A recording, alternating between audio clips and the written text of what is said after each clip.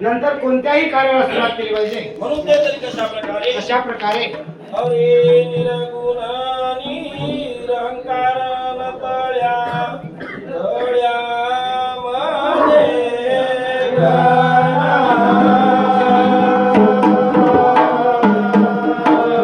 बाळे गिजे चंदला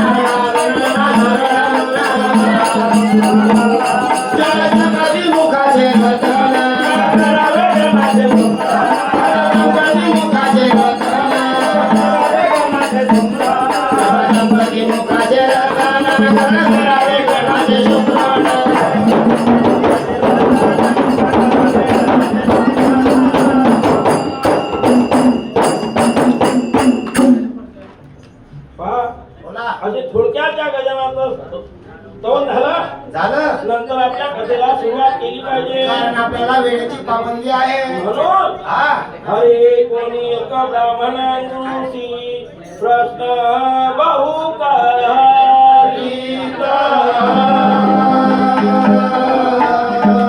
हरे पुसा पुसी मुळे त्याची झाली फाजी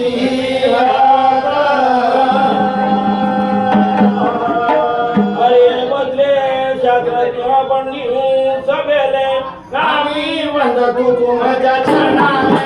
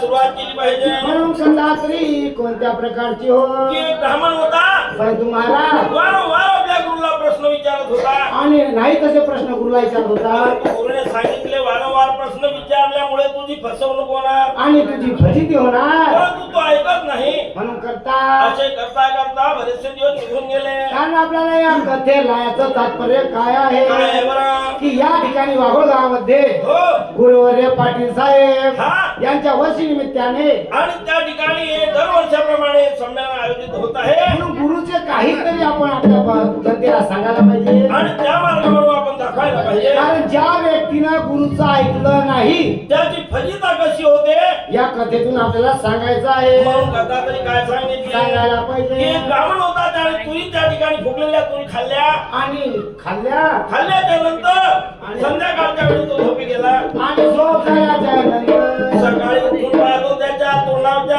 त्या दातामध्ये आणि एका तुरीचं टरफल त्याच्या दातामध्ये टाकलं परंतु ते टरफल पाहून मला दुःखी झाला आणि दुःखी झाला आणि त्या ठिकाणी त्याने अंघोळ स्नान करायचा निश्चय केला विचार केला आणि हे मुख शुद्धी करण्याकरता अंघोळ स्नान करण्याकरता नदीवर जाणार कशा प्रकारे हरे तेव्हा ब्राह्मण त्यातून चालले शोध करता नदी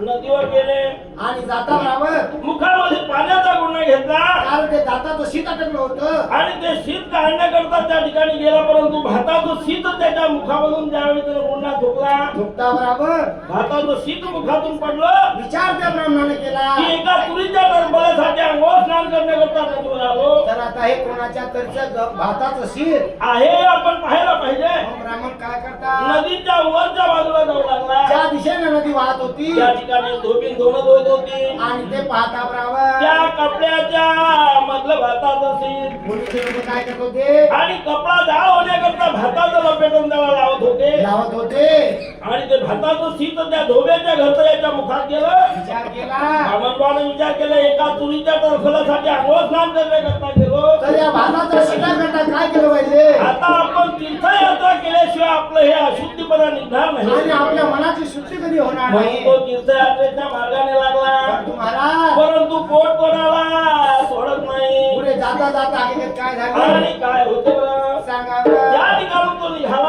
हा. आणि एक ग्रामामध्ये प्रवेश केला आणि अशा वाघोड सारख्या गावामध्ये गेला आणि त्या ठिकाणी विचारू लागला या ठिकाणी कोणा ब्राह्मणाचं घर असेल तर मला सांगायला पाहिजे परंतु लोक कसे असतात आणि लोक फार हुशार असतात गरिबीची परिस्थिती ज्याच्यावर असली त्याचं घर पहिलं दाखवतात कोणा चांगल्या माणसाचं घर दाखवणार मग नाही एकदम अत्यंत गरीब ब्राह्मण होता सांगायचा अर्थ कसा असतो हा. की ज्याचं फाटकं असते त्याच्यामध्ये जास्त बोट घालता लोक अशा परीचे लोक असतात म्हणून त्या ठिकाणी त्या गरीब ब्राह्मणाचं घर दाखवलं आणि तो ब्राह्मण सुद्धा त्याच्या घराकडे गेला परंतु ब्राह्मण घरी नव्हता आणि त्याच्या घरची बाई होती आणि ब्राह्मण कार्यात तो बाहेर निघून गेला हा. मग ब्राह्मणबाई करते तरी आणि काय काय करते अरे ब्राह्मण शिवतीला देखले अनादरण्य झाला वैशाखी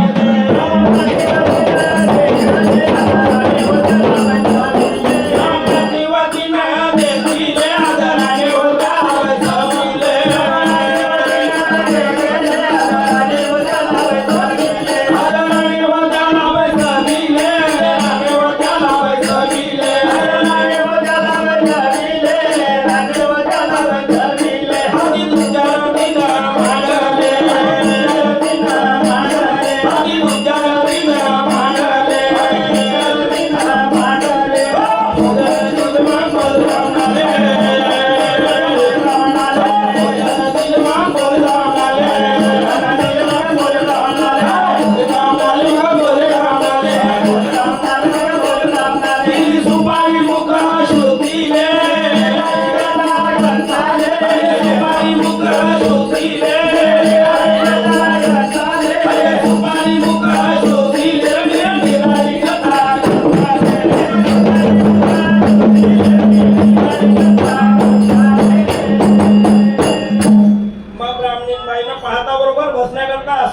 की आपल्या घरी एखादी अतिथी आलेला आहे तमी सात्विक होती आणि दया होती म्हणून करता की त्या ब्राह्मणाला काय म्हणते स्वच्छाने पूजन केलं आणि त्याला जेव घातलं आणि त्याला जेवण दिलं. परंतु त्या ठिकाणी ब्राह्मण मुखशुद्धीसाठी सुपारी खात असतात. जेवण झाल्याच्या नंतर कोणी पान खात असते, कोणी तंबाखू खाते, कोणी सुपारी खाते आणि त्या गावामध्ये आणि त्या ठिकाणी त्या ब्राह्मणीने सगळी सुपारी ब्राह्मणाच्या हातात दिली. आणि त्या ब्राह्मणाने सुपारी खाल्ली. परंतु ब्राह्मण विचार केला काय? की हे सुपारी इकडे सगळी खाण्याची पद्धत असेल आपल्याकडे फोडून फोडून खात असते, म्हणून तिने त्या ठिकाणी त्या ब्राह्मणाने ती मुखात टाकली. सगळीची सगळी सुपारी मुखात टाकली. परंतु हकीकत काय झाली? काय झाली? अर्धा तास झाला सुपारीची किंची त्याच्या मुखात येत नाही. ब्राह्मण पदरचा थूक लावून लावून थकून गेला, कोण पडलं पडलं परंतु सुपारीची किलची सुद्धा निघाली नाही. म्हणून ब्राह्मण बा काय म्हणता मनोनी म्हणे ब्राह्मण हा. कैसी है सुपारी कठीण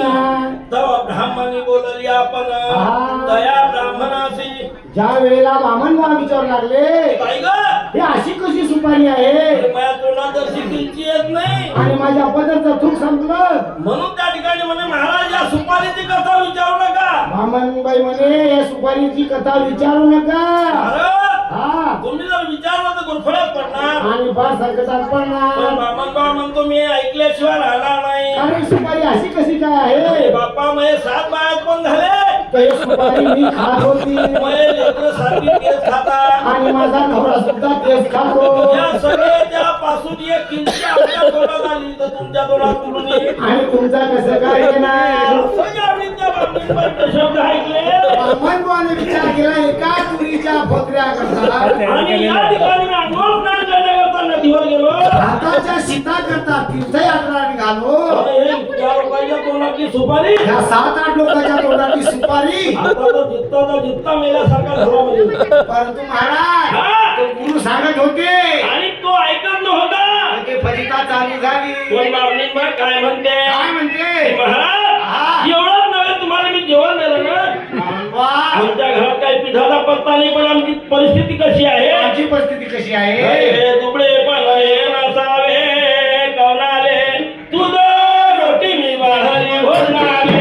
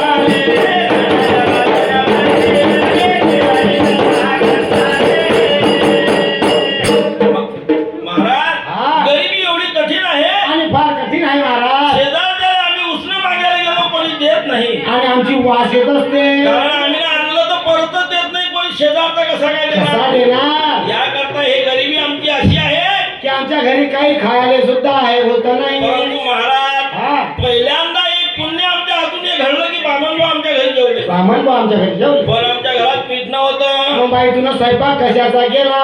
नया शेजारच्या घरून कणिकचा गोळा एक कुत्र घेऊन चाललं होतं आणि ते कुत्रं रस्त्याने जात होतं. त्यानं हातात टेम्पा घेतला त्या कुत्र्याला मारून फेकलं. आणि त्याच्या तोंडातला गोळ्या खाली पडला.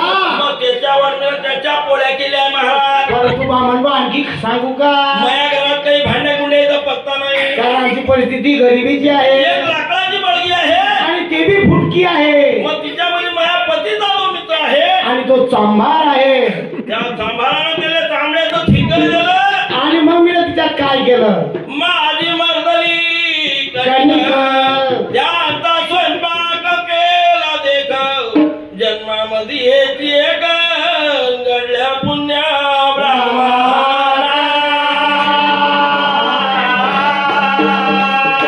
तर महाराज हा. त्या बळगीमध्ये जर स्वयंपाक केला त्याच्यावर मी स्वयंपाक केला आणि तो तुम्हाला जेव घातलेला हे आहे माझ्या जीवनामध्ये पहिल्यांदा पुण्य झालेलं आहे. आणि एवढंच नव्हे महाराज हा. आमच्या घरात बैतन काळीचा बी पत्ता नाही. मग हे बी सांगूनच दे बैल तू आता. अरे स्मशानाची व माझे पती गेले प्रयत्न करू नका ते आणले.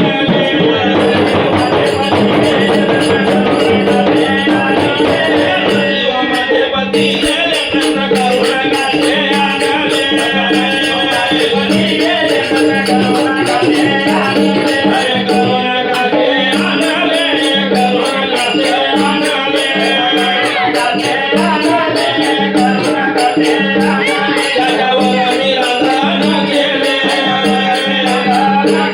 त्याच्यावर मी राधा गेले.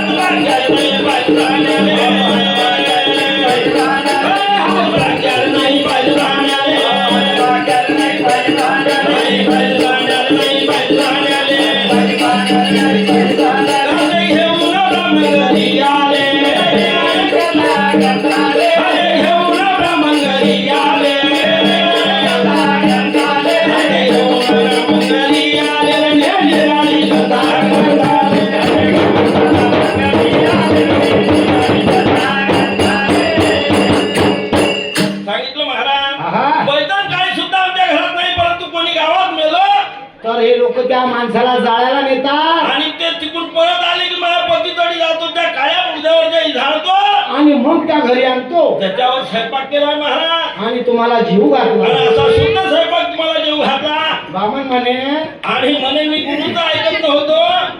आणखी काय बाई सांगून दे.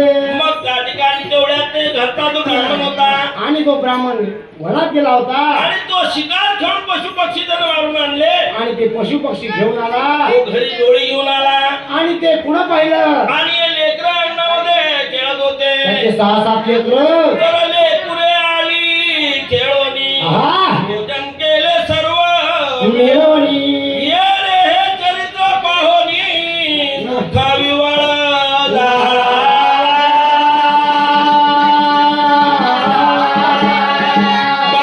आपल्या झोळीमध्ये ते पशु पक्षी मारून आणले होते आणि ते त्या मुलांना पहिले ऐकायला बघायचे आणि ते आले त्या झोळीमधून ते पशु पक्षी असे हिसकून घेऊ लागले आणि एकेकाच्या हातात एक पक्षी कच्चेचे कच्चे तोडून खात होते. आणि हा बामण बाप पाहत होता. म्हणून म्हणे बापा एका तुरीच्या फोदऱ्या करता आणि मी स्नान करता गेलो भाताच्या शिका करता देवाला गेलो आणि इथल्या लोकांची सुपारी आणि हे 17-9 लोकांच्या तोंडातली सुपारी त्याच्या तोंडातला खनिजचा गोळ्या आणि आता हा काय तमाशा आहे त्यापेक्षा घरी जाणं पुरते आता आणि आपल्या कुठला विचारायला बाबा पाहिजे मनवा करता तरी आणि काय काय करता अरे देवा ब्राह्मण त्यातून मुरडले येऊन गुरुशी सांगा झाले.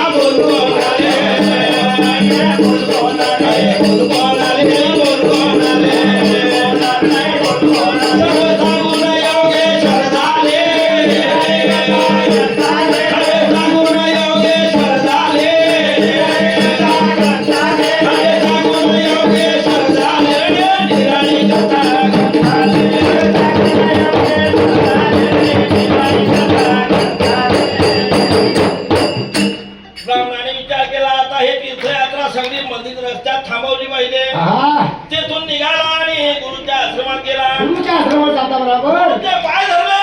गुरु महाराज तुम्ही जे सांगत होता ते सत्य आहे कारण रिकाम्या पुसापुशीचा आणि भानगडीत पळायला नको पाहिजे जे गुरु सांगत आहे आणि ते सत्य मानून मनुष्यानं ऐकलं पाहिजे तर त्या शिष्याचं कल्याण होत असते आणि त्या ठिकाणी तो आपलं त्यानं साधना योग साधना घेतली आणि योगेश्वर झाला. अशा प्रकारची ही कथा आहे. म्हणून हकीकत काय झाली मध्य प्रदेश आले हा. आणि बरानपूर हा. आणि शहापूरच्या पेठेले रे गाव मला एका बाजूले